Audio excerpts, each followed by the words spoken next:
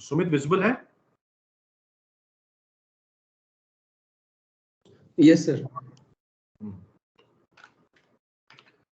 तो पहले तो आप लोग ये बताइए कि पुराना जो पढ़ाया उसको आप लोगों ने देखा उससे?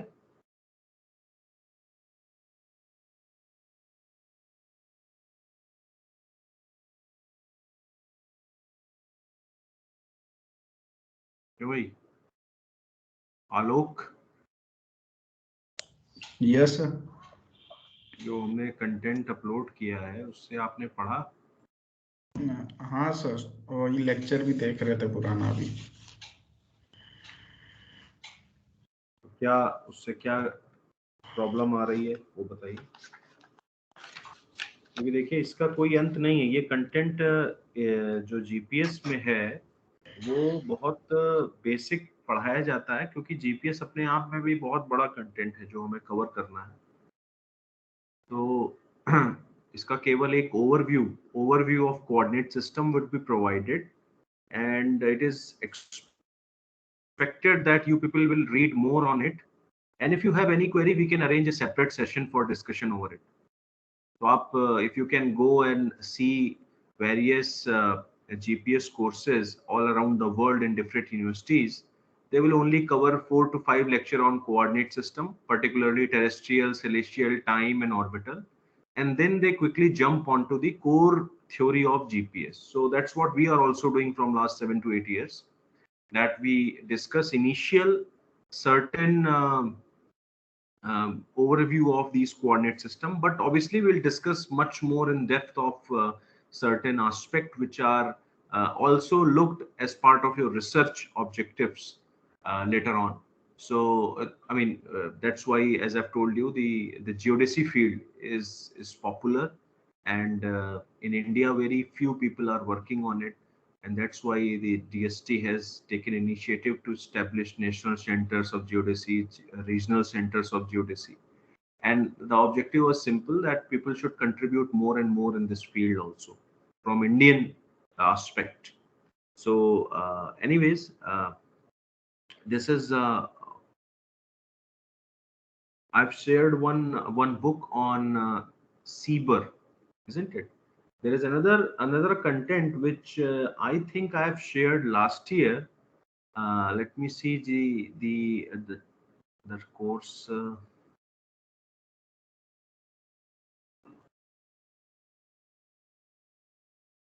Because that content is also equally important. Let me just see it. I've extracted the first few.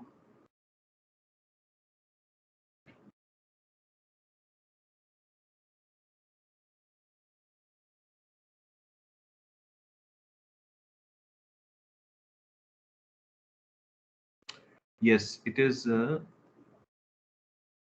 me see whether it is possible to share it too on Teams or not. Let me just.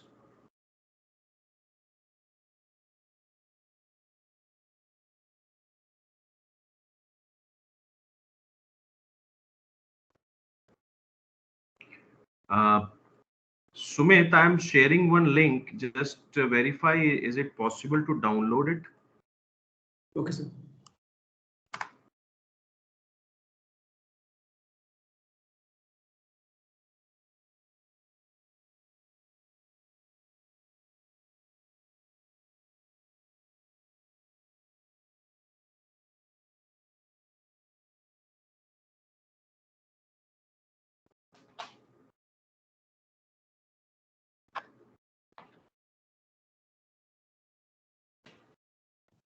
Yes, sir. It got downloaded. हाँ, इसको download कर लीजिए सभी लोग.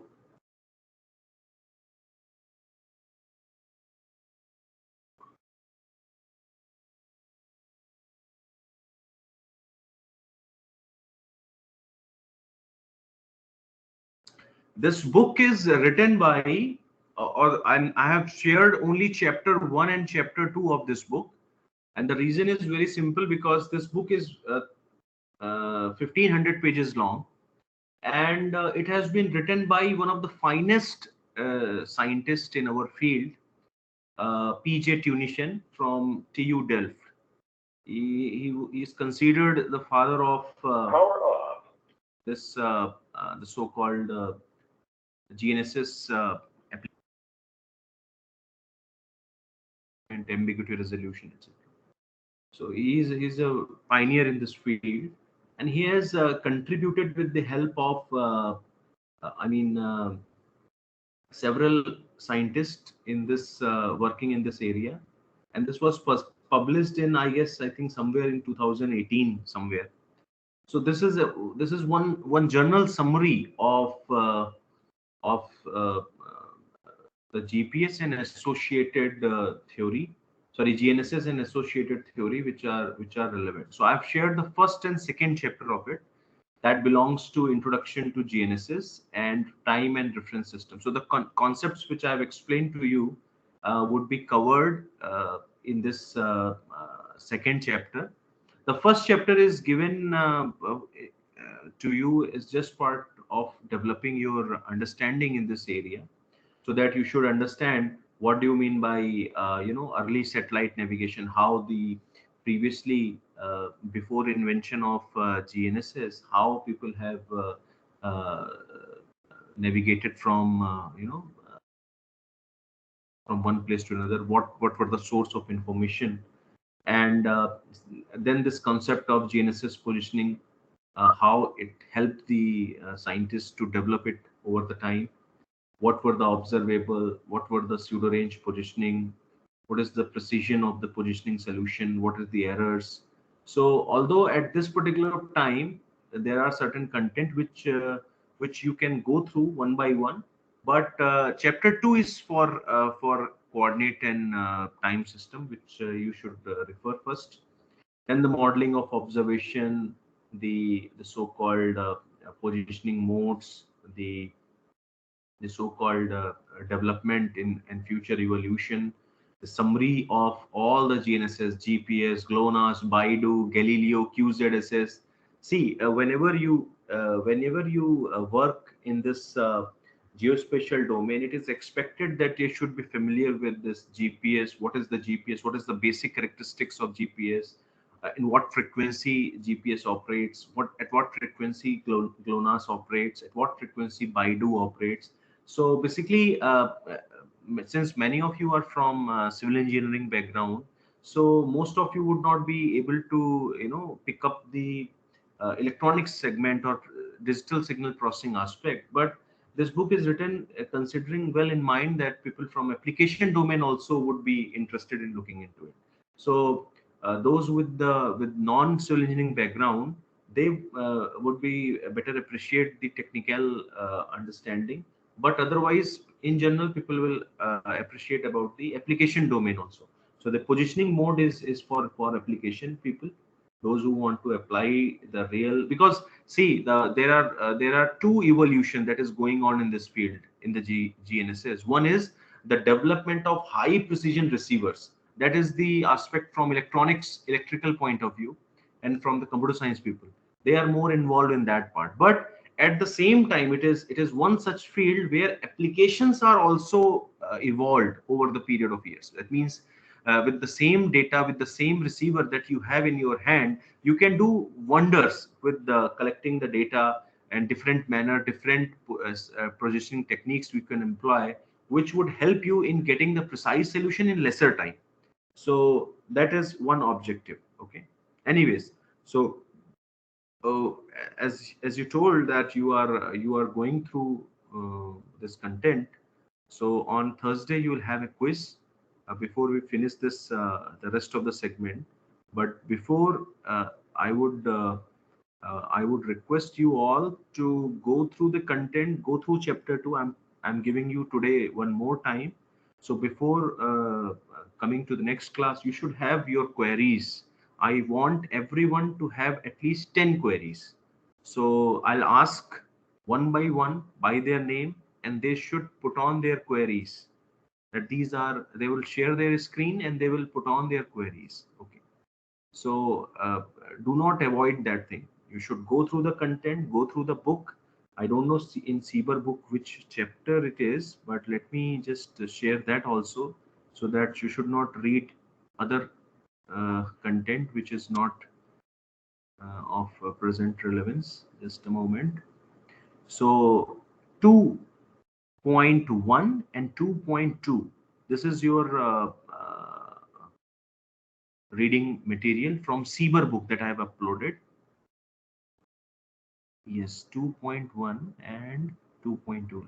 I don't think any other content is.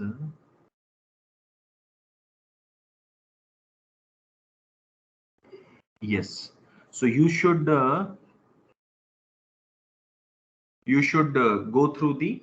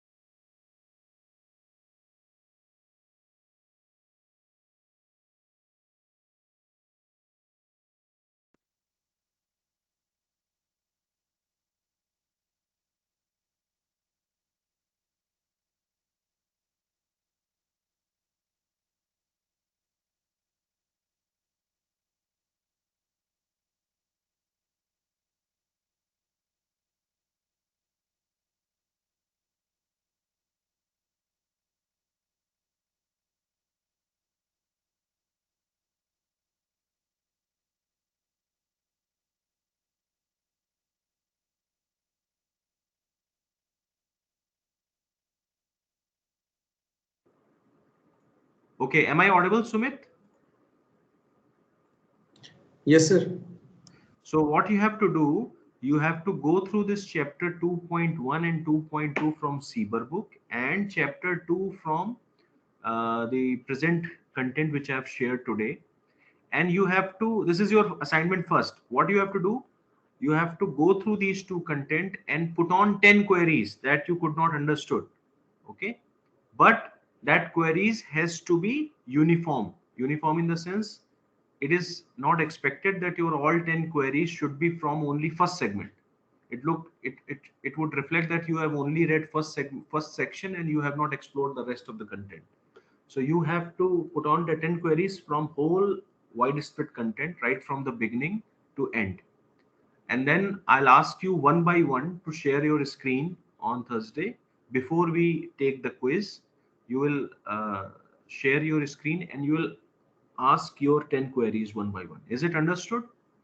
Let, uh, I mean, shall I repeat it again? If you have any query.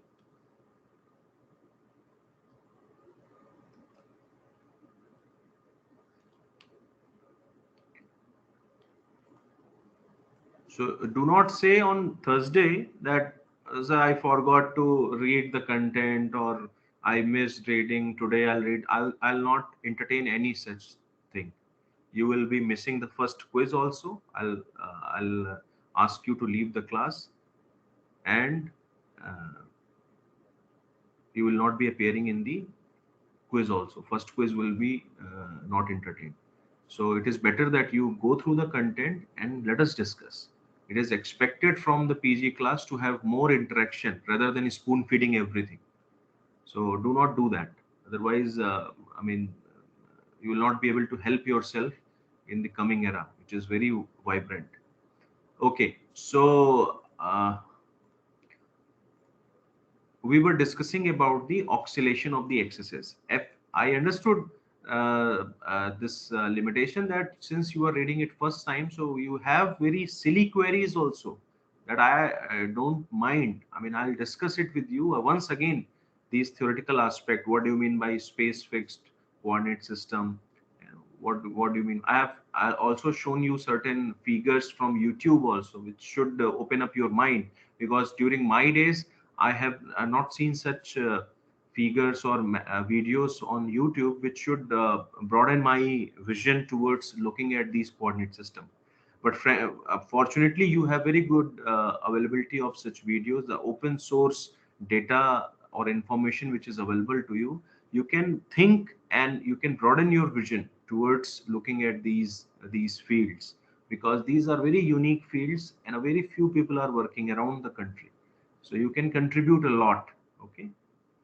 Anyways, looking at this aspect, so we have discussed in your first lecture, we have discussed about the terrestrial coordinate system. So in terrestrial, if we go one by one, you have latitude, longitude, height system, which is we also called as geodetic coordinate system. And then you have also seen the Cartesian, the associated Cartesian system, which has ECEF, which is Earth center, Earth fixed. But these are the conventional system. We need to define the X, Y, and Z by conventions. Okay. And we have also seen the topocentric coordinate system. So the if I ask you, what do you mean by, or name any two topocentric system, or name any two non-geocentric system or two geocentric system, how do you name it? You should think in this direction, because these are the type of question which people ask during interviews. If you apply for any position somewhere in NRSC or IIRS for scientist position, or any other jobs where people know that you are working in this geospatial domain. So let me just rephrase the question. People ask you, okay, you have read about the coordinate system. So what are the non-geocentric coordinate system? What are the geocentric coordinate system? What do you mean by topocentric coordinates? What are example of topocentric system? So these type of question you should ask yourself first, because if you are able to answer it, then it's fine. There's no problem. And if you are replying it correctly, then once the geocentric, once this the so-called terrestrial coordinate system uh, ended, we switched on to Earth-centered inertial system, or which we also call as ECI system, or there is another name of that same system is called as a space fixed coordinate system. Okay, I have one book with me, which is Hoffman Willenhoff. You can also purchase it. It's very freely, very cheaply available at in many of the so-called open this Amazon or Flipkart, wherever you want. So I was going through that content, and one reference system segment I just learned that this that use of GPS as well as your so-called other co-located techniques for defining the frames, isn't it? So you must remember that the WGS84 was established through Doppler observation from transit satellite system. I'll discuss the transit when we go back, and followed by GPS satellite system. While the ITRF, there's another reference frame which, as I've told you, the WGS84 is a reference frame by US Department of Defense. So no, the other countries do not want to work on a system which is developed by Americans. So they thought that why cannot we have a organization, a global organization that should develop its own reference frame that should be applicable for all, be it Russian, be it Chinese, be it Japanese, Indian, whatever, Australian, whatever, they can work on it.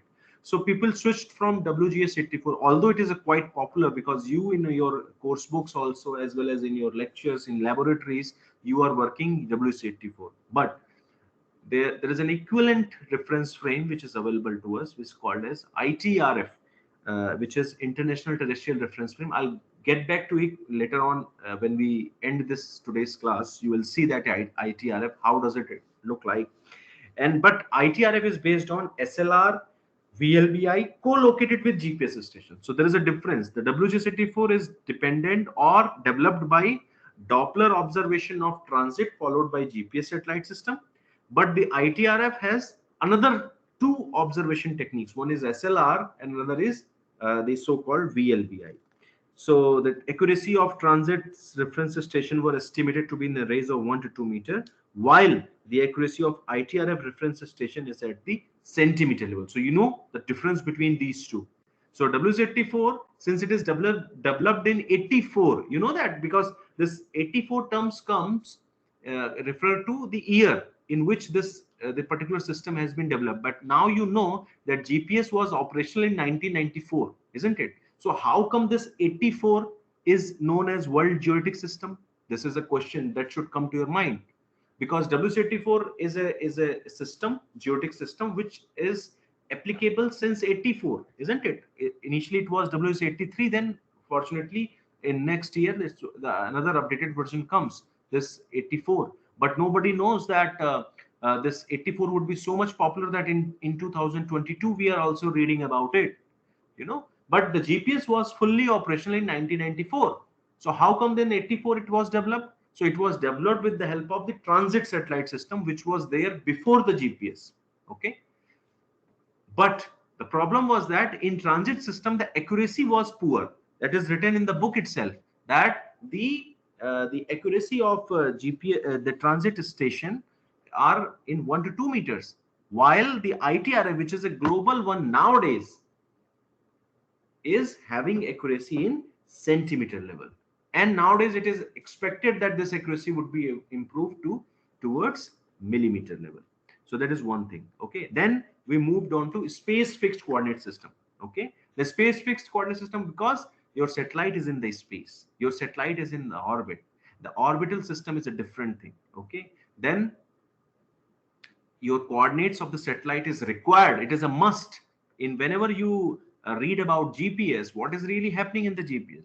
In GPS you have a station on the ground and you are working with the space resection principle, where you are getting to know the coordinate of your point with the help of the ranges that you measure from those satellites, isn't it? And those satellites in the space are sending the signals to your receiver, and with the help of which you are generating the ranges. This ranges is computed and you use those ranges as observable for estimating your coordinate. But how do you form a distance equation? What is your concept of coordinate geometry in your 11th level or 12th level? How do you write a distance equation between 2 points? You write as square root x1 minus x2 square plus y1 minus y2 square plus x3 minus z1 minus z2 square. That's how you write the distance equation. So on the left hand side, the distance si12 is equal to root s x1 minus x2 square, y1 minus y2 square, z1 minus z2 square, isn't it? So that's how your distance equation comes. What are your unknowns? Your unknowns are x1, y1, z1. Why? Because this is the coordinate of your GPS station on the ground, isn't it? But at the same time you have distance observation. Okay, the distance observation is obviously your coming from this electronics. Electronics means the signal is coming, with the help of signal you are doing something and you are getting the ranges. That will come to discussion later on. But this left hand side is available to you. On the right hand side you have x1, y1, z1 as unknown. But what about the x2, y2, z2? These are the satellite coordinates. If it is not available to you, you cannot work in GPS. So it is mandatory to have the coordinates of the satellite also. But how do you differentiate what x1 minus x2? X1 can only be differentiated with x2 or vice versa if both two are in the same coordinate system, isn't it? Can you differentiate meter with seconds? No. Can you differentiate meter with liter? No. The both two should have the same units, and at the same time they should have same reference. That's why your coordinates of the satellite should be referred in the same coordinate system in which you want to refer your position. And based on your understanding in which coordinate system you want to refer your coordinate, in the ECEF, or in the latitude, longitude, height, or in the topocentric system, no, northing, easting, and up. These are the three variations which you have for a same point. So what I'm trying to say is, the reason why you want to understand the orbital system, space fixed system, and the conversion from space fixed coordinate system to earth fixed coordinate system, because you need to convert the position of the satellite in earth fixed system. Otherwise you cannot write the observation equations which you read in the last semester.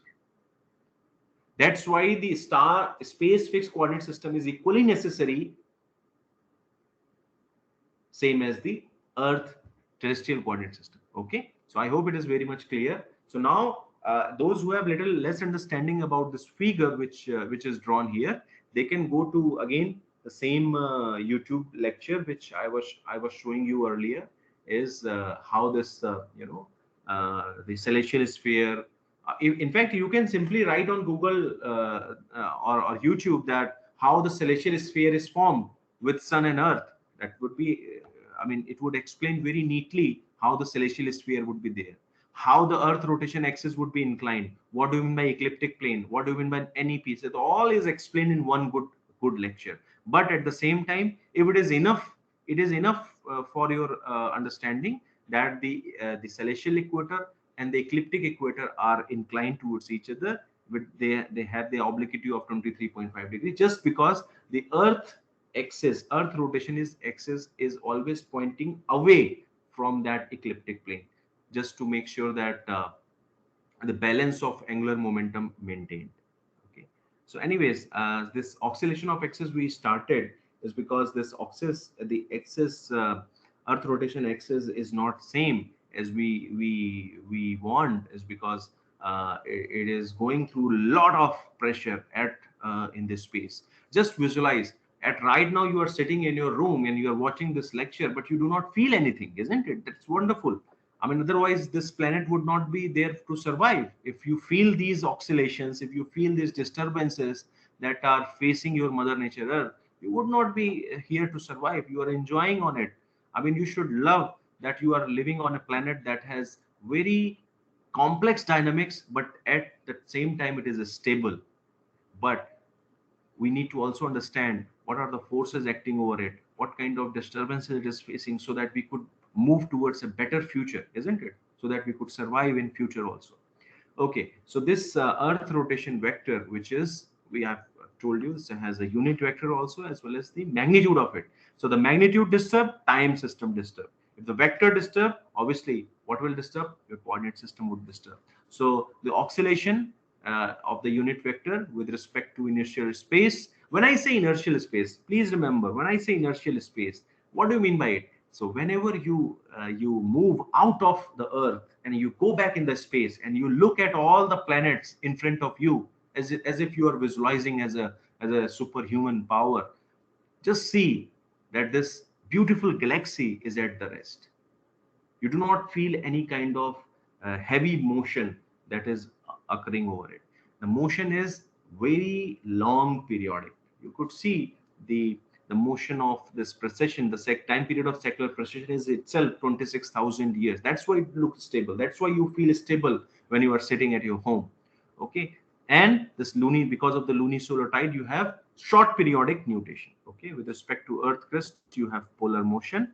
Okay, and oscillation of norm, variation of the speed of the rotation, and that would create the obviously the so-called variation in the time. Okay, so this figure I have explained it. You can go through the content once again and try to develop your own understanding of these concepts. Please remember, these are the very unique topics, and you can count on your hand the number of people in India those have these kind of understanding about the coordinate system. So it is better you read more and develop much more unique concepts on the precession, nutation, rotation, and time system, which would be better for contributing more and more in this field. Okay, so this I've explained the precession in nutation. What happened to precession nutation? Now people would see what this figure represent, isn't it? I mean, it is different to look at it, but in general, what you see that what it represent these figures. So they represent in the offsets in the longitude, dpsi, or dvd, we call it a d phi, and as well as the obliquity, which is d epsilon, because the rotation vector change, what will happen? the obliquity, which is the angle between ecliptic plane and equator, that is epsilon, that also will change, as well as the so-called longitude of that phi, which is coming, the rotation vector axis, which is coming and down to that equator, and you are measuring certain angles, so that would also change. So anyways, you can go through this content. Chandler wobble, I have explained the polar motion, which is this. Yes, what is more important is that you should understand, if this Chandler wobble is nothing but when this your Earth wobble in a space, you look at this wobbling in a space. If it is not forced, it would be of something around 430 days. The theory says that it should be of 305 days, but in actual observation, it represented as 430 days. Okay, so there is no, if you assuming no external forcing, but otherwise there are forcing acting over it. So you could see this is the polar wander. So the solid line are the polar wander.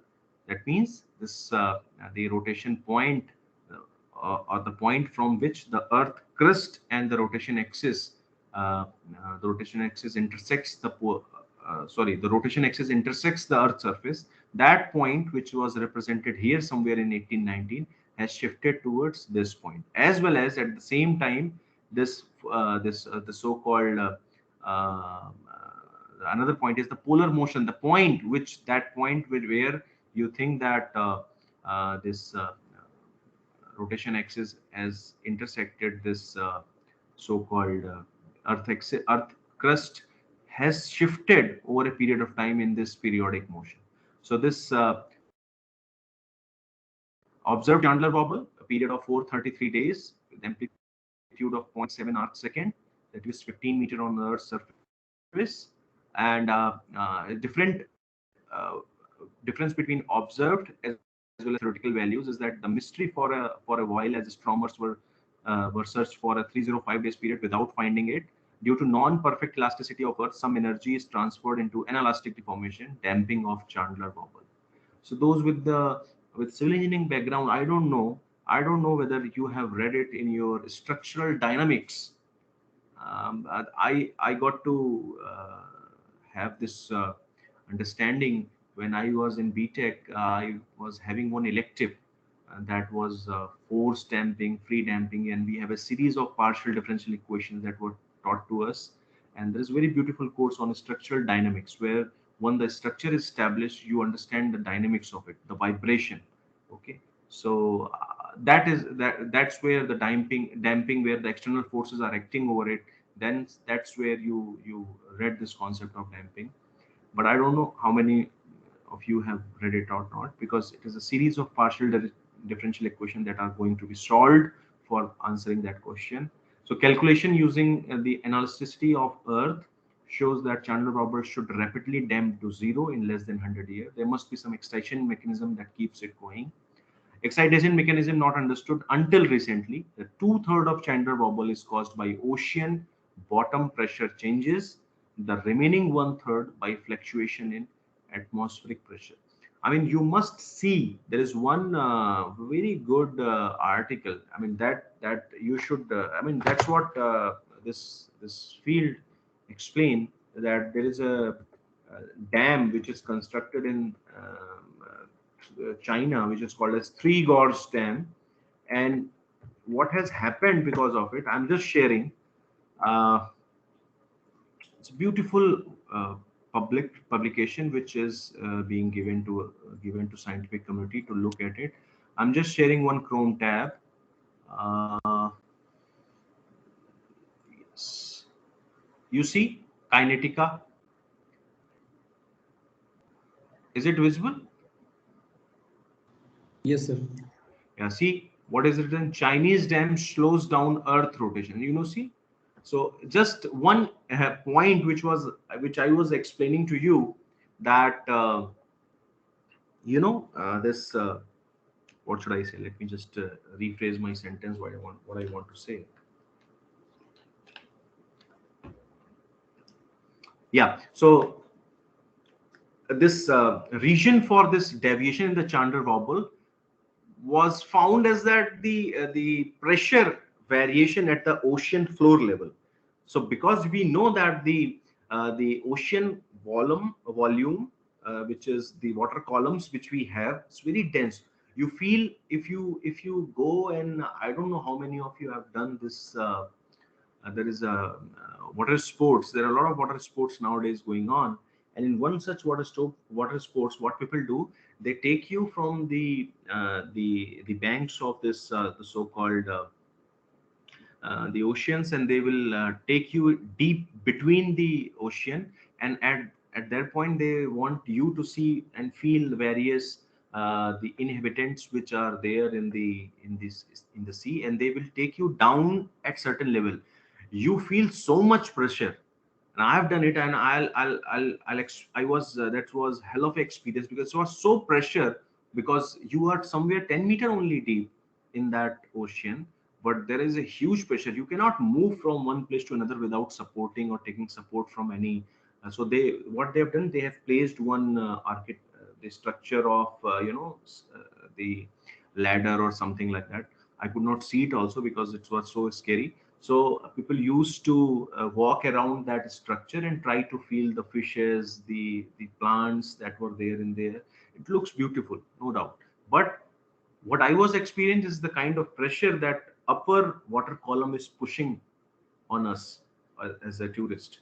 So that similar kind of effect people have observed in this in the Chinese dam, which is the Three Gorge Dam. It's a Three Gorge Dam. It is. I'm just trying to see. So this is a very beautiful article. When the Three Gorge Dam was built, 39 trillion kilograms of water from the Yangtze River built up behind it to 175-meter above sea level. This altered the Earth moment of inertia, changed over so slightly, causing the rotation to move more slowly. Now, why is it slow? No, that's also a point. Why is it slow? This is the same principle behind why figure skaters stuck in their arms to spin faster.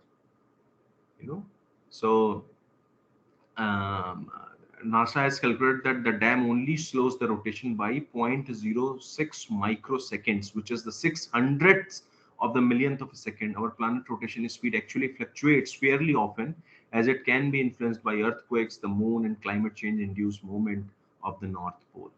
Okay, so but anyways, the objective was to have this Three Gorge Dam. And if you go back to see the Three Gorge Dam location, I mean, on map, so you see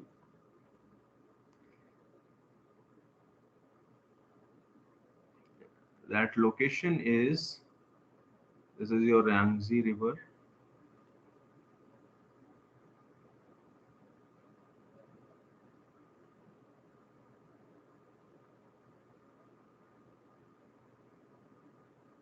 So you see, if you were to, just zoom out and have a view of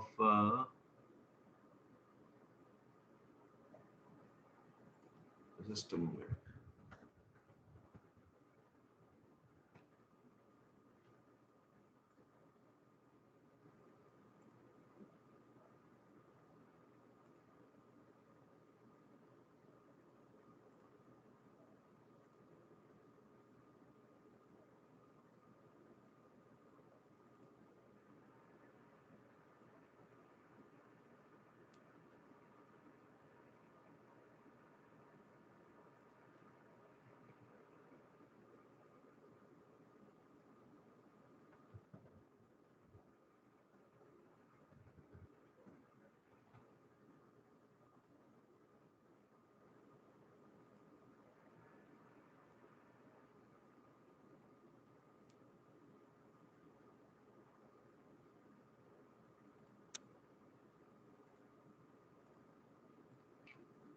You see, this is the dam. The the Google Earth, I'm observing it, and I'm zooming out. You just visualize. Sumit, is it visible to you? Yes, sir. Okay, so I'm zooming out. Why I'm zooming out? Just to explain you the concept of our rotation. So this is somewhere your you know the location of Chinese dam, and I little bit rotate it towards north.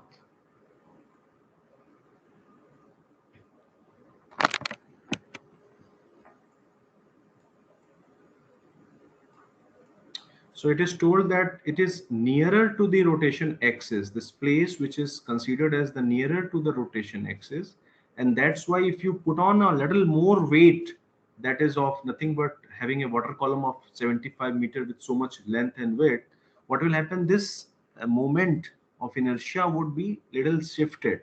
And that's why this effect of slows down of Earth rotation axis was referred.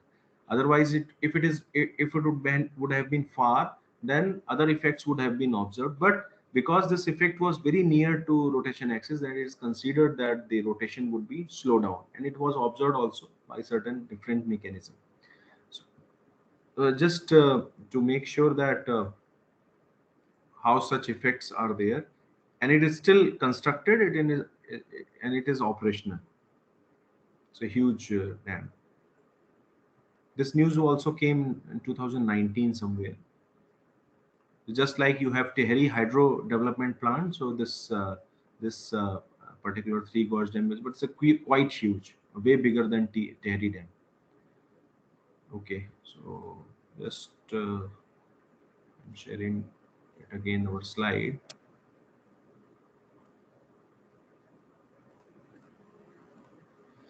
Okay, so the polar motion is remaining one third by fluctuation in atmospheric pressure. All the atmospheric pressure are very less, but itself it is quite understood that you do the atmospheric remote sensing.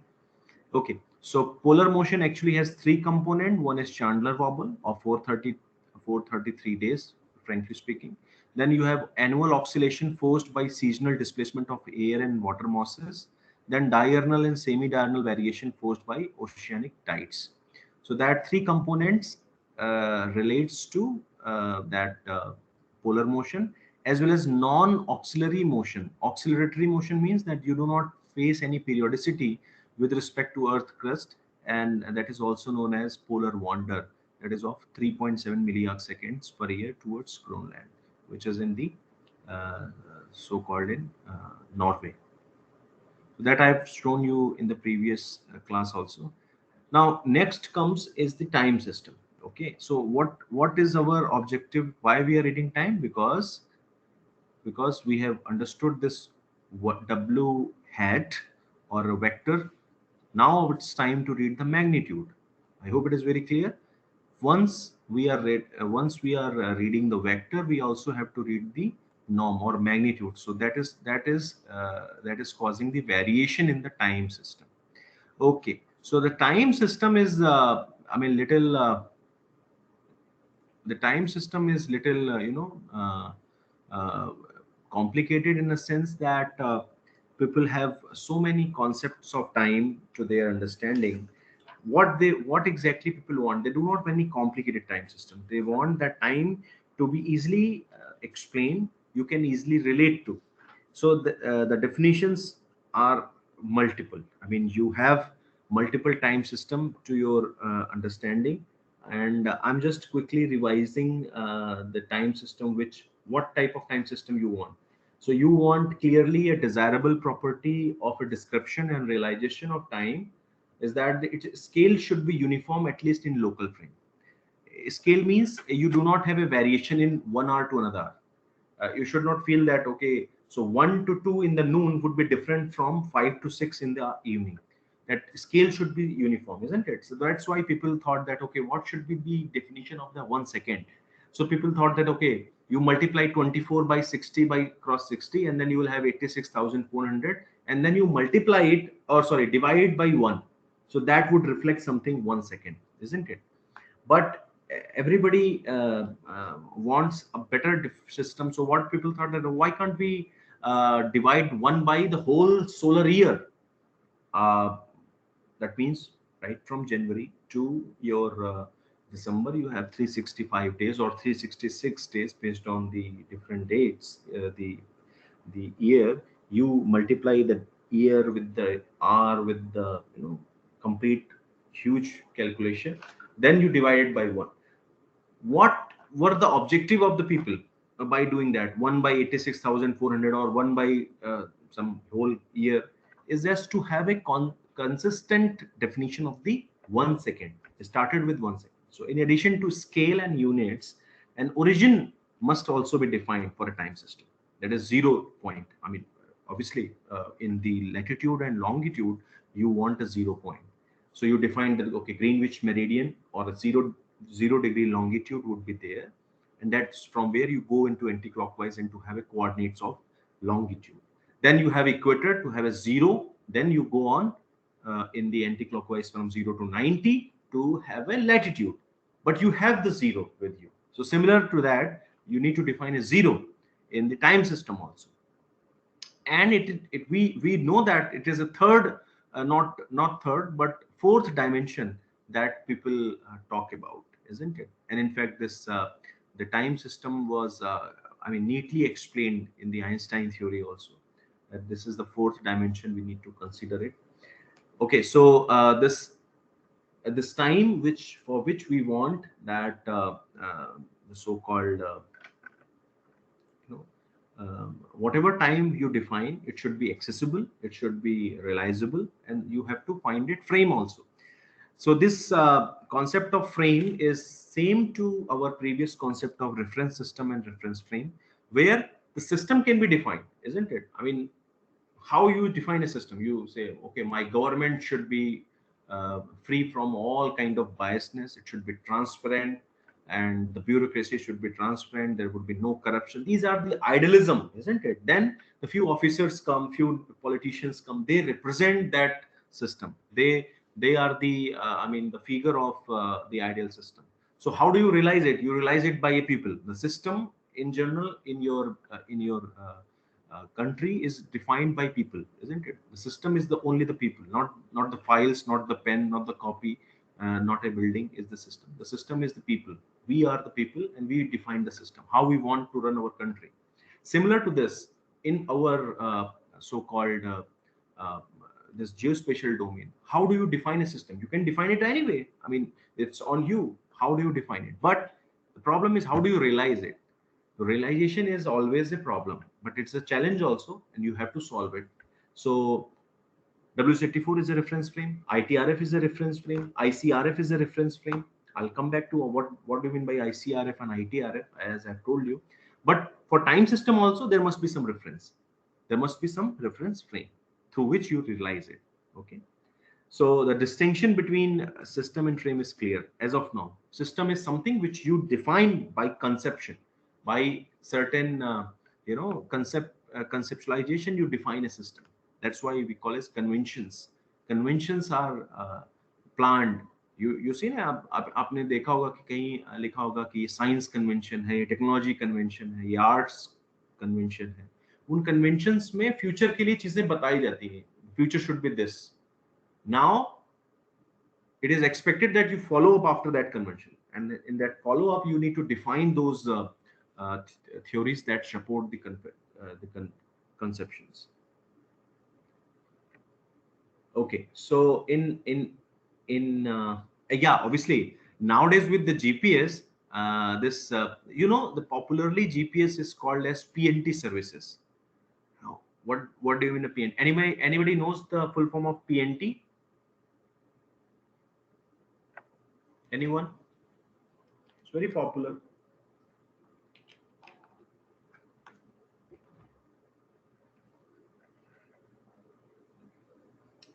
Anyone? भाई नहीं कर रहे हैं आप लोग?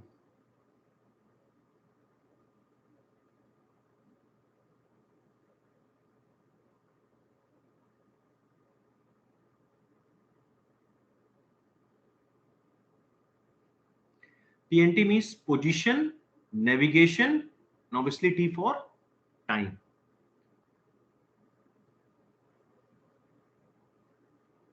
So This position and navigation and time is the services which GPS extends to you.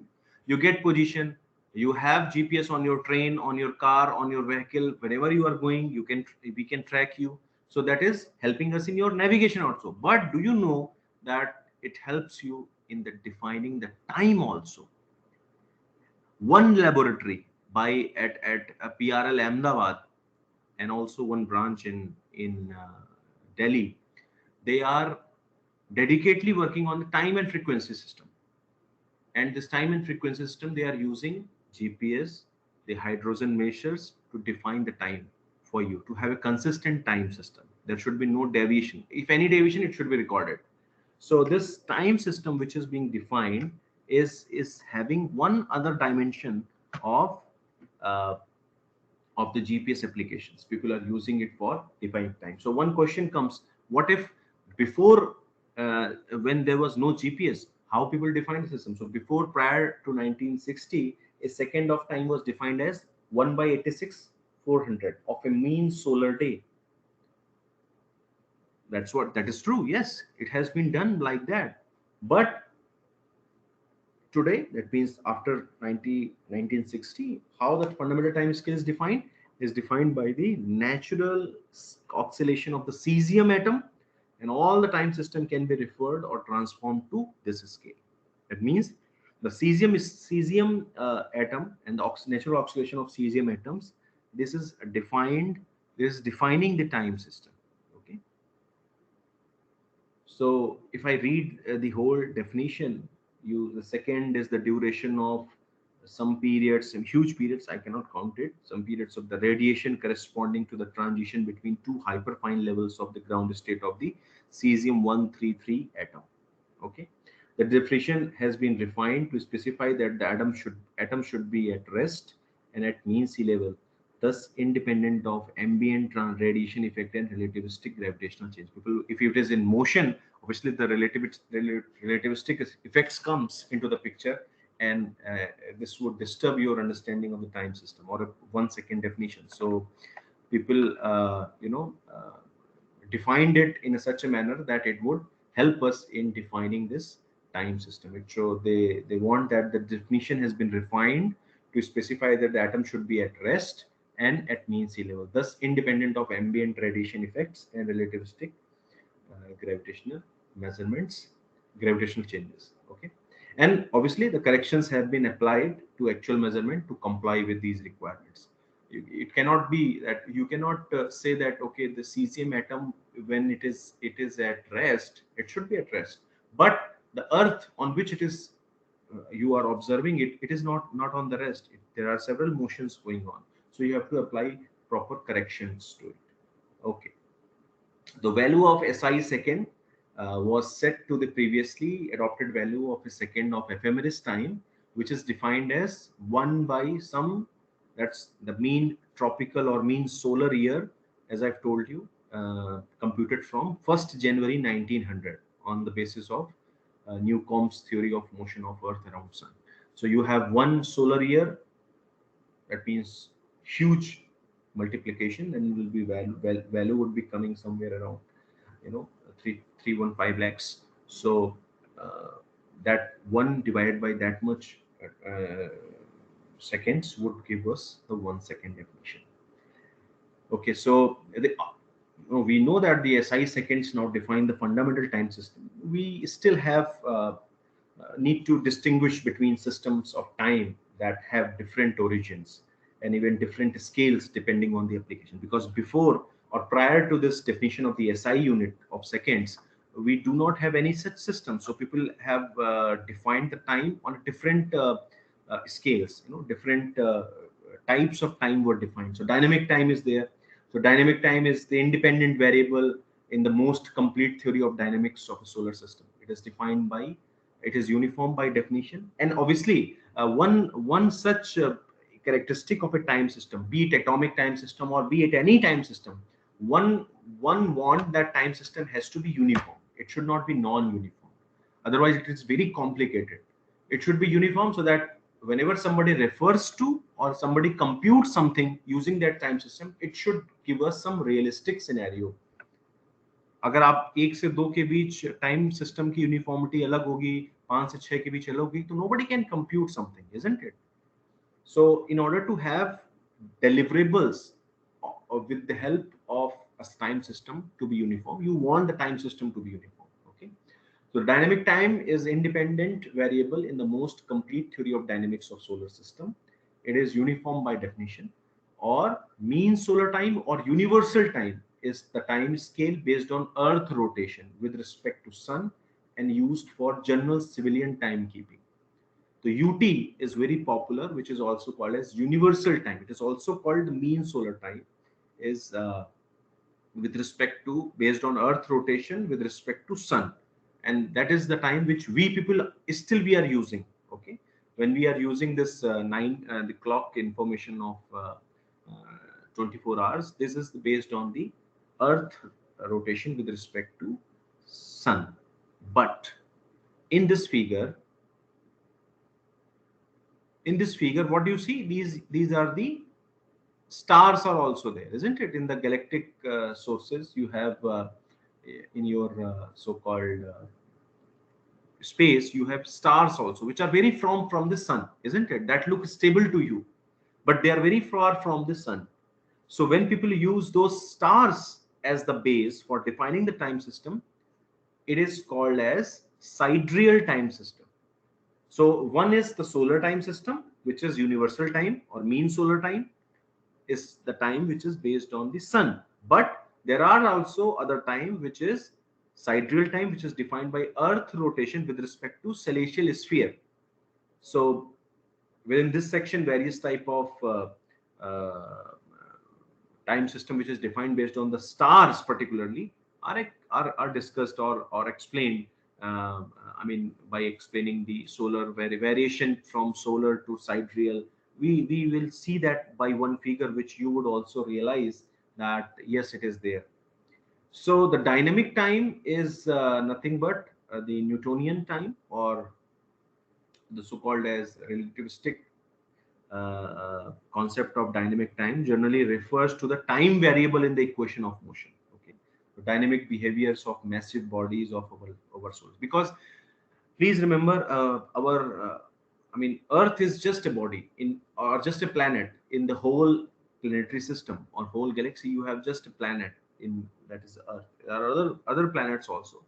So in order to define the Newtonian and relativistic concepts of dynamic time, we generally refer to the time variable in the equation of motion, isn't it? D by dt. That t has to be defined.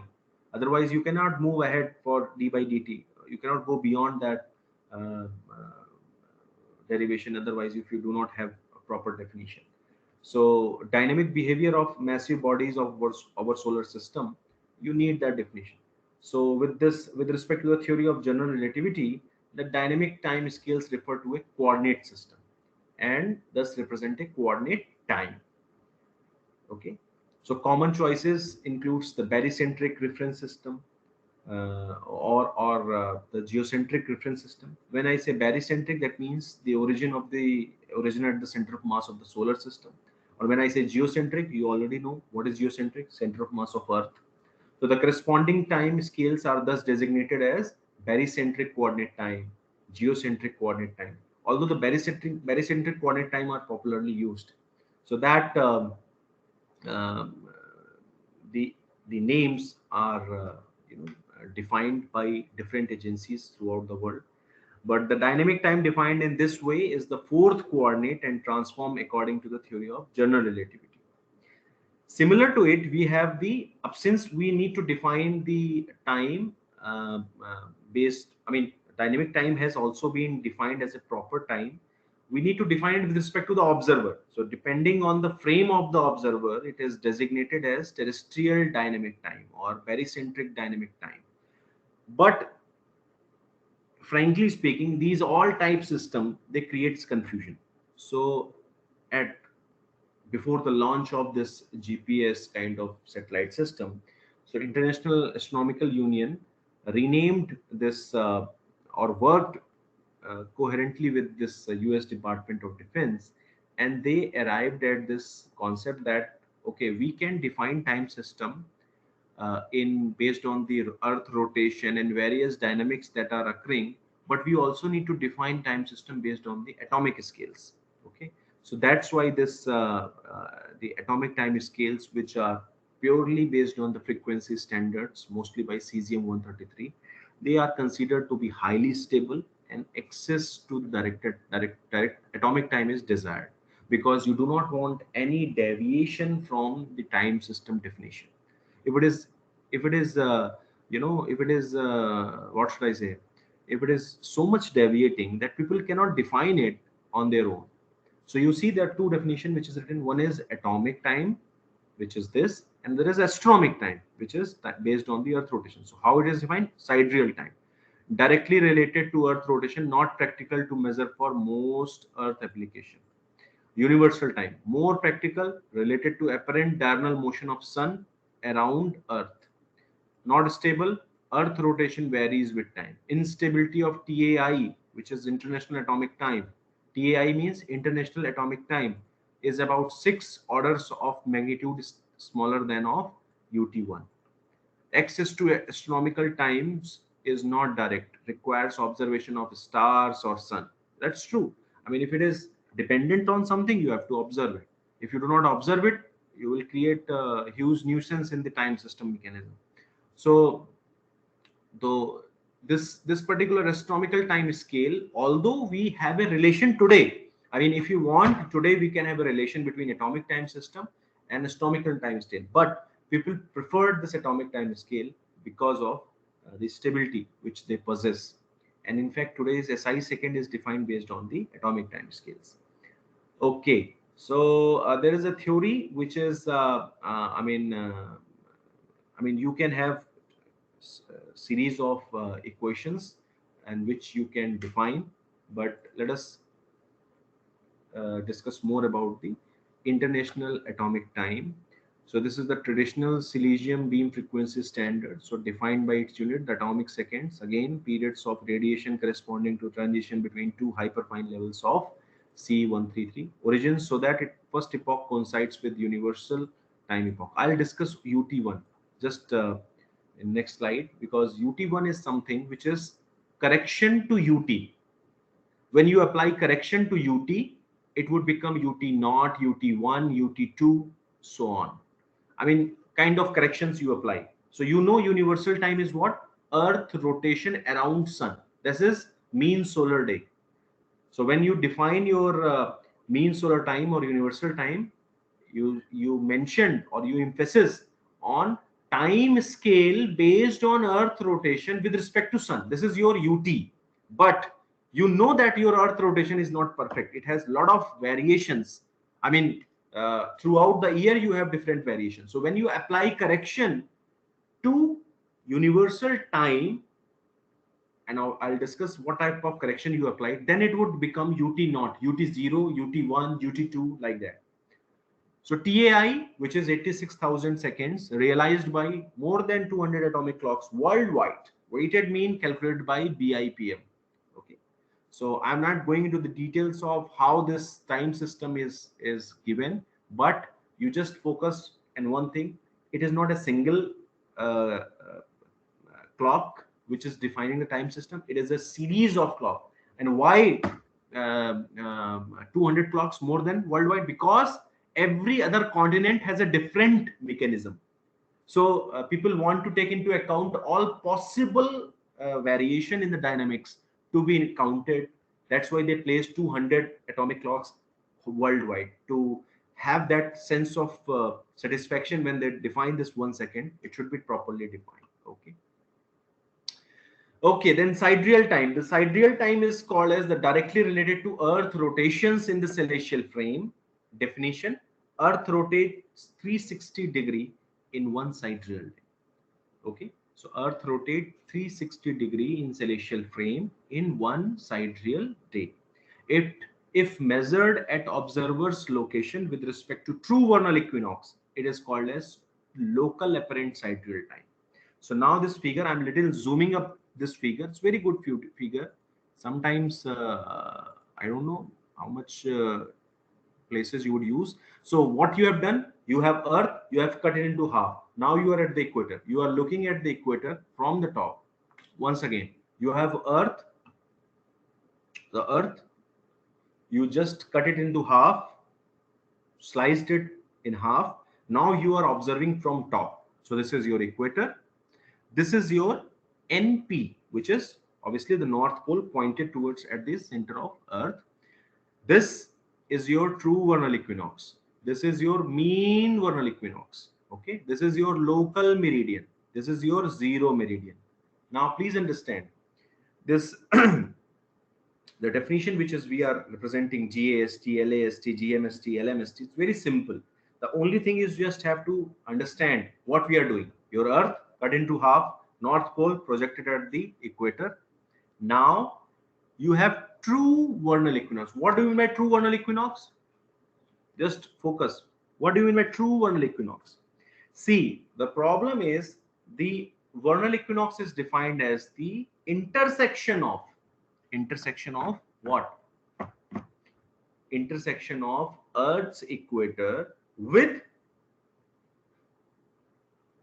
ecliptic plane. You get it, my point? But as you have seen in this the previous the so-called what should I say, last class video which I have shown you, the ecliptic plane is itself not stable.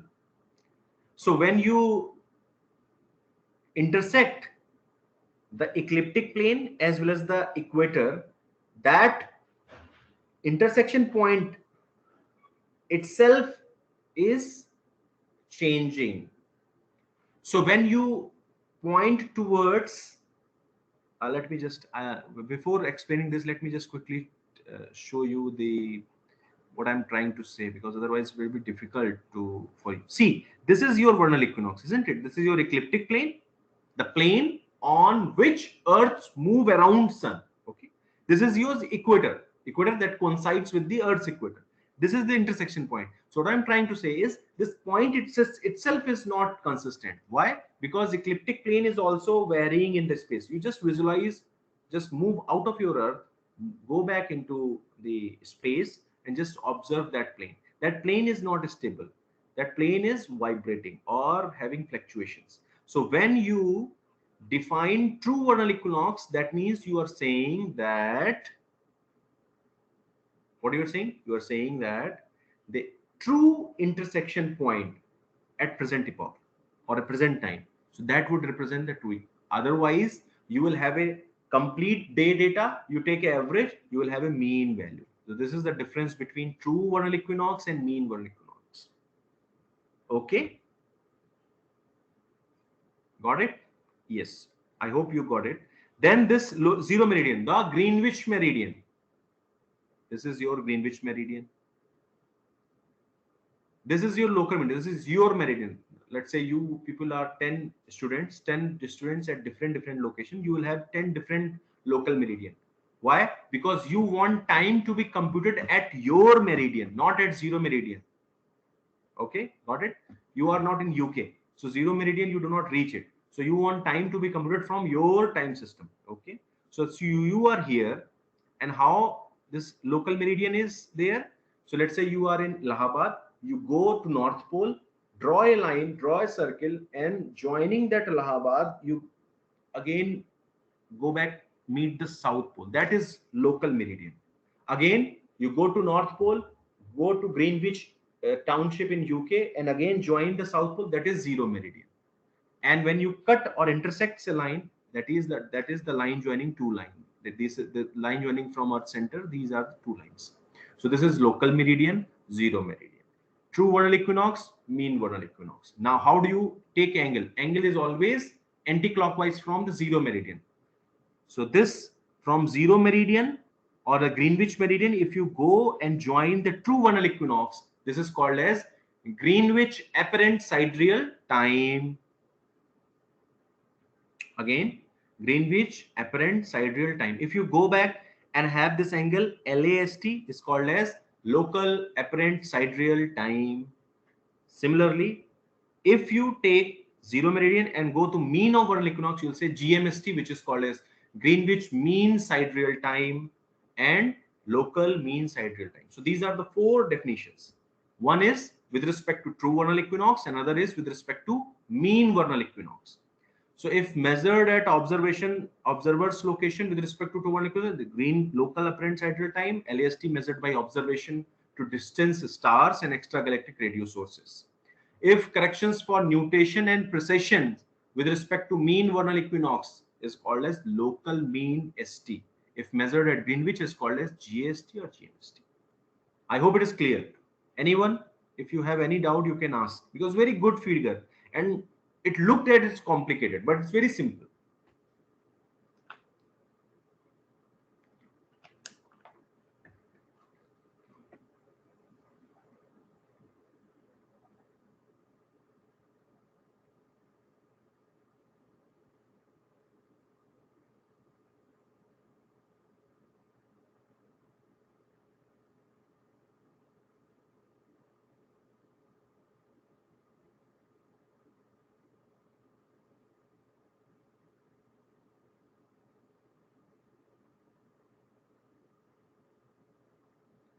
Any questions? So I hope it is clear.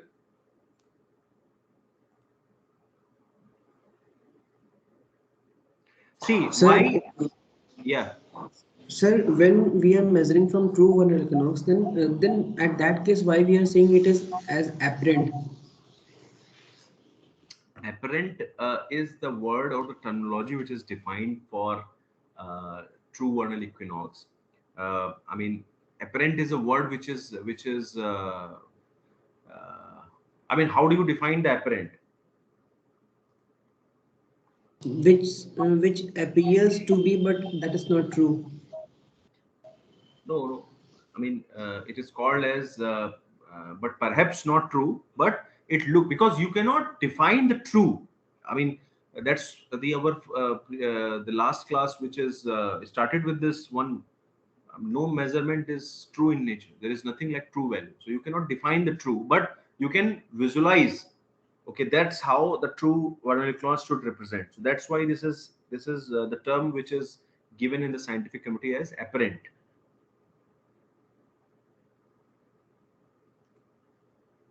Okay. Yes, sir.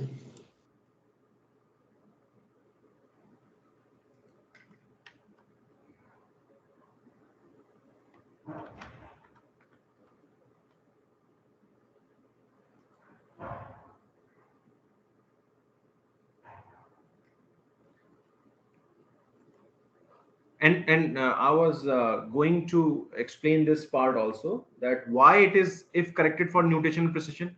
I mean, obviously your earth axis, if it is having this much disturbance, if you disturb it here, what will happen? Your This will disturb. If you disturb something here, let's say something is happening here in this part, so when you differ it, if you vary it, what will happen? This will vary, and if this will vary, the intersection point will vary. That is the nature where, that's what it is said, that we are applying for corrections for nutation as well as precession. Okay, this is your UT, which is related to apparent motion of the sun around earth. That's true. Now here you observe the terminology different. I mean, we are saying as apparent motion of sun with respect to earth. Although in the practical sense, what is there? Sun is there, we are moving around it, isn't it? So here we are observing as if we are at the rest and we are observing at the sun. So what will happen? Sun will move, isn't it? There is one very beautiful figure, is that what happens between 21st June and 21st December, winter and summer solstice. What is happening? So sun path is changed.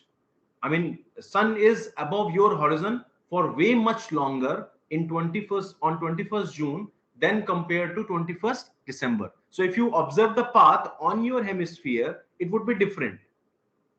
There is a very beautiful YouTube video on summer and winter solstice. If you go back and you see, so there is it has plotted this path of the sun on northern hemisphere.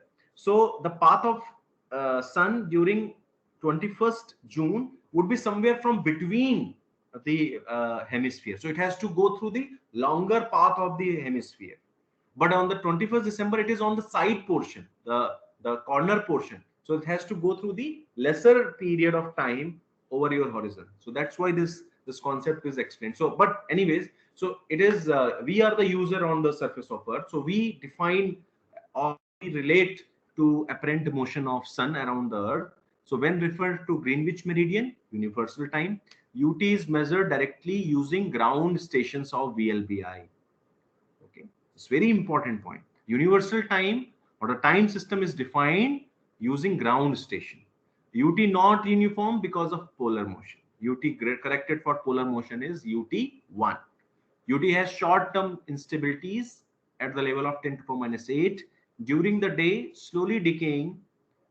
Duration of the day slowly decaying. That is, per century you have 0.002 second because of the secular deceleration of Earth rotation.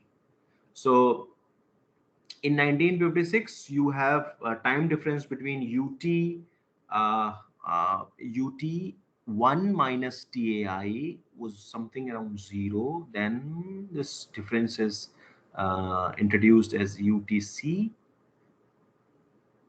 on 1st January 1972, and this you see at around today you have in fact difference between UT1 and TAI is of around 30. That's why the leap seconds are introduced to manage the coordination between time system, atomic time system, and the universal time system, because time, the Earth rotation is, I mean, is changing, but the atomic time system is not changing. It is perfectly counting every second, isn't it?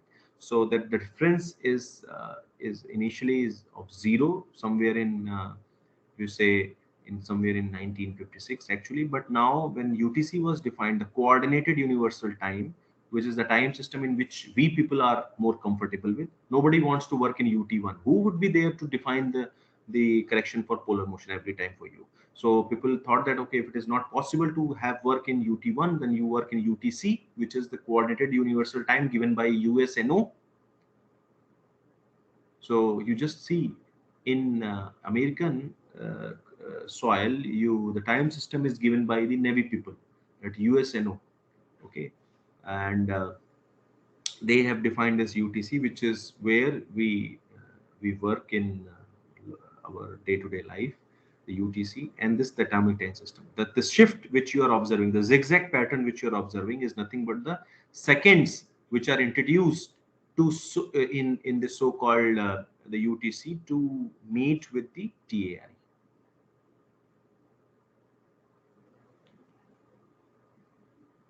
So this is your TAI minus UT relation. So because of the secular deceleration of the Earth rotation, TAI increases continuously with respect to UT1. If legal time was based on TAI, coincidence with solar day could not be maintained. In a couple of years, TAI minus UT1 can increase a few seconds. Compromise: use highly stable atomic time, but adjust time to match irregular Earth rotation, that is UTC. So unit atomic second. By definition, what will happen if UT1 and UTC change or magnitude is less than zero 0.9 second? No problem. The moment it is beyond 0.9 second, what do? You UTC changed in steps of 1 full second, which is called a UTC. And if mod of UT1 minus UTC is 0.9 second. Okay. So what is UTC again? Use highly stable atomic clock, but adjust time to match irregular Earth rotation. That's why it is called as compromised or coordinated universal time. Responsibility of International Earth Rotation Service, June 30 or December 31. UTC is broadcast time used for most civilian application. Your watch is in UTC. Currently, TAI and UTC is now, since this presentation is of 2008, if you go back, I'm just sharing one.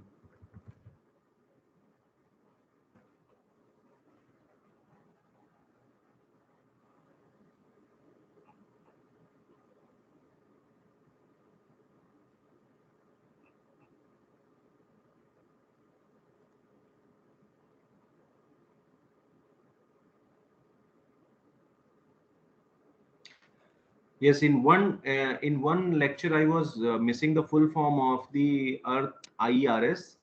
Uh, so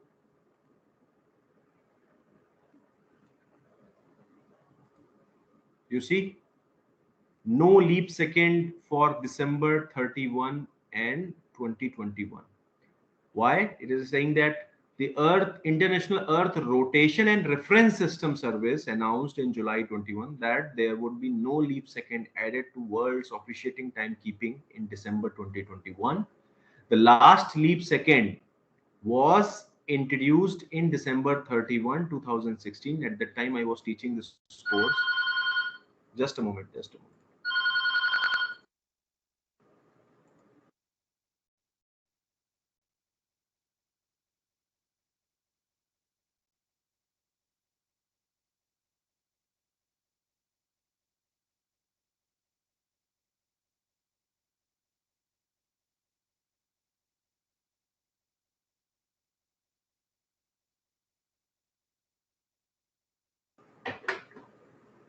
So, timekeeper have added leap second 27 times since 1972.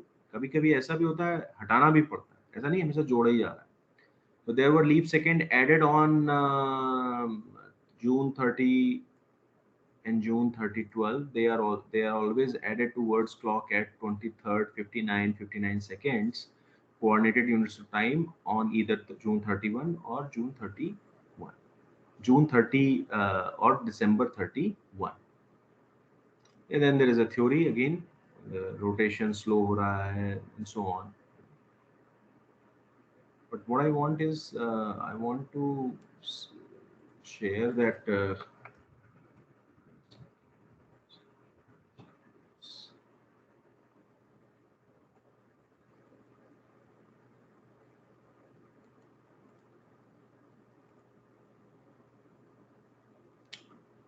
very good. I just got this site which you can also refer to. Yeah.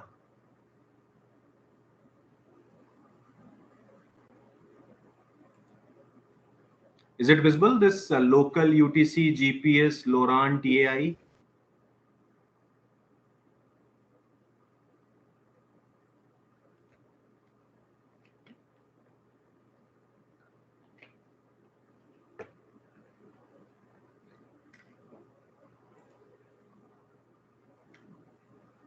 Sumit? Yes, sir. It is visible, sir, but what you read, that is not. I'm getting. चलो ये local लिखा आ रहा है, तो local time अपनी अपनी घड़ी में देखो सब लोग. ट्यूसडे है 25 जनवरी 2022 16:34. यूटीसी में क्या है 25 जनवरी, बट द टाइम इज 11:04. क्यों? क्योंकि आपका जो टाइम है वो यूटीसी से 5 साढ़े 5 घंटा आगे चल रहा है. GPS time unique with respect to this GPS time and UTC would have a difference of leap second that would be there in the last. Again, you see the TAI is moving little ahead. Why? Because there are 37-second difference from this UTC. If you add these 37 seconds, it would be matched. Sir आप कहाँ पे पढ़ रहे हैं sir, वो show नहीं हो रहा. Okay, just a moment, I get it. Next tab जो है दूसरी खुल गई थी.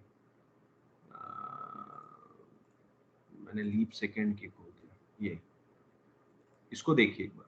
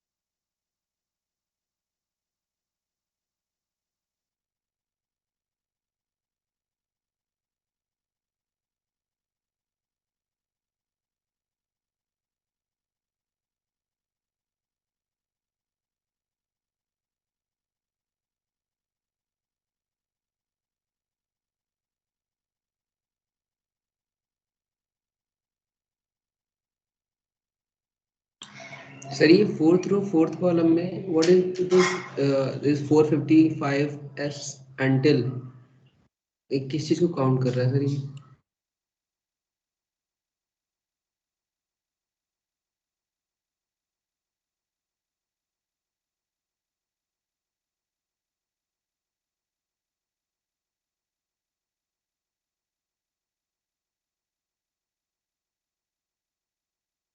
हाँ, क्या कह रहे हो सुमित? सर ये फोर्थ रो फोर्थ कॉलम में लिख के आ रहा है ना सर, ये 4 to 6 seconds until, सर ये किसी पर्टिकुलर चीज का टारगेट सेट करते हैं क्या? ये लोरान है, ये अब यूज नहीं होता है। लोरान सी लॉन्ग रेंज नेविगेशन है। उसका टाइम देखो, local time was set on 0, ये देखो इस जगह।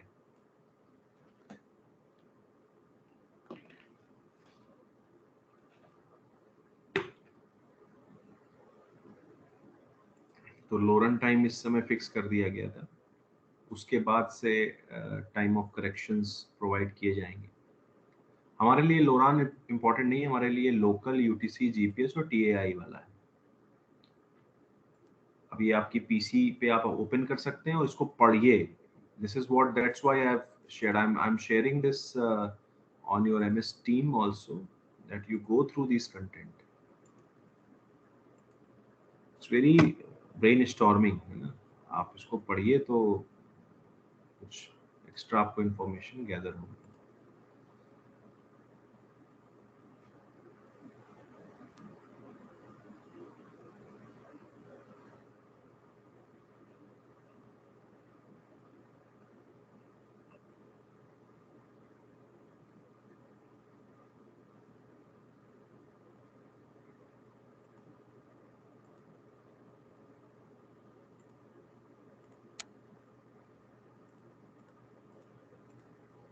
तो next is your reference system.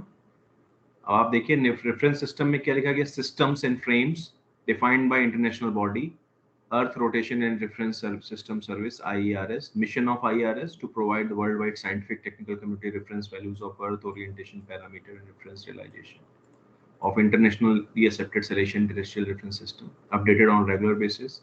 Metre defined, kilogram defined, second defined, सब कुछ डिफाइन कर रहा है। Conventional system, this is I mean you need to define the convention. So IERS के कन्वेंशंस में क्या डिसाइड होता है, when how your conventional inertial system would look like. तो ऑर्थोगोनल सिस्टम होगा, centre earth centre of mass पे होगा, defined at epoch J2000, that is January 1st 2000, 1200 UT। Z, position of Earth angular momentum axis at standard epoch J2000. X, points to the vernal equinox. It is materialized by precise equatorial coordinates of extragalactic radiate sources observed in VLBI, inertial reference frame. First realization of international reference frame is 1995, where it published the catalog of stars with their locations on the globe. The conventional terrestrial system, orthogonal system, center, Earth center of mass, Z, position of Earth angular momentum axis, Z2000, X, Greenwich meridian. It is materialized by set of ground control points. ऊपर देखिए stars की बात हो रही है, extra galactic radius sources by VLBI, and it is materialized by set of ground control station of precisely known position and velocities terrestrial reference frame. अब आप देखिए इंटरनेशनल सेलेस्टियल रेफरेंस फ्रेम कैसे दिखाया जा रहा है, ऐसे दिखाया जा रहा है। दीज आर द स्टार्स जिनके ऑब्जर्वेशन लिए गए। An extra galactic source seen by radio telescope at 8 gigahertz. तो इस तरीके से उनकी फ्रीक्वेंसी के वेरिएशंस ऑब्जर्व हुए, रिकॉर्ड हुए। ये की लोकेशन है 212 high astronomic quality objects the ICRF access. Similarly आप टेरेस्ट्रियल फ्रेम देखिए, ये आपका ग्लोब है, इसके ऊपर इंडिया में भी कुछ स्टेशन लगे हैं, हैदराबाद और हैदराबाद बेंगलोर का स्टेशन वो डिफाइन करते हैं, IGS स्टेशन हैं वो। टेक्निक 1 2 3 4, टेक्निक मतलब होता है एक ही जगह पे 4-5 चीजें लगे। जैसे ऑस्ट्रेलिया में एक साइट है, उसमें एक जगह पे 2 स्टेशन देखिए दिखा रहा है। ऐसे एक साइट दिखा रहा है जिसमें चार स्टेशन, 4 टेक्निक एक साथ लगी, कहीं 3 एक साथ लगे। व्हेन आई से 3 और 4, that means VLBI, GPS, SLR, DORIS, they are the techniques which are being placed at the same site. Okay. तो टेरेस्ट्रियल फ्रेम देखिए, realised by set of ground control station in the framework international. आप यहाँ पे click करेंगे, आपके पास document है ही, उस पे जाएंगे तो आपको ये मिलेगा। फिर ये देखिए वेलोसिटी, आप इस वेलोसिटी को फील करिए कि क्या लिखा है इसमें। तो this major plate boundaries are shown in green. ये जो मेजर प्लेट बाउंड्रीज हैं ये ग्रीन से शो की गई हैं, और इसी ग्रीन के बीच में मूवमेंट रिकॉर्ड किए गए हैं। तो इंडियन प्लेट, यूरेशियन प्लेट, अब आप इसी से मीट करिए। ये देखिए आपका इंडिया ये है और ये आपकी इंडियन प्लेट हुई, और इंडियन प्लेट पे देखिए मूवमेंट किधर की ओर है, हिमालयन की ओर। तो फ्यूचर में जो इंडियन प्लेट है वो यूरेशियन प्लेट के ऊपर चढ़ जाएगी। यूरेशियन प्लेट भारी है, इंडियन प्लेट हल्की है।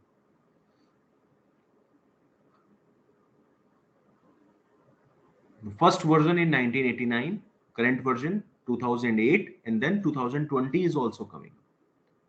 Set of station position, velocities and epoch in earth center, earth fixed terrestrial system and associated variance currents matrix. Since ITRF derives from measurement, it changes with its successive realization. More on ITRF reference frame we'll discuss later, as there are other values. But I mean, this is very beautiful figure. You should go and click this link. Let's see where it is going.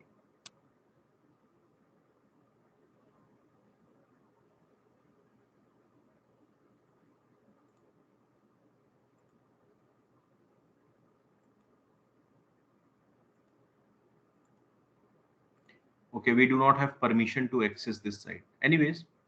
So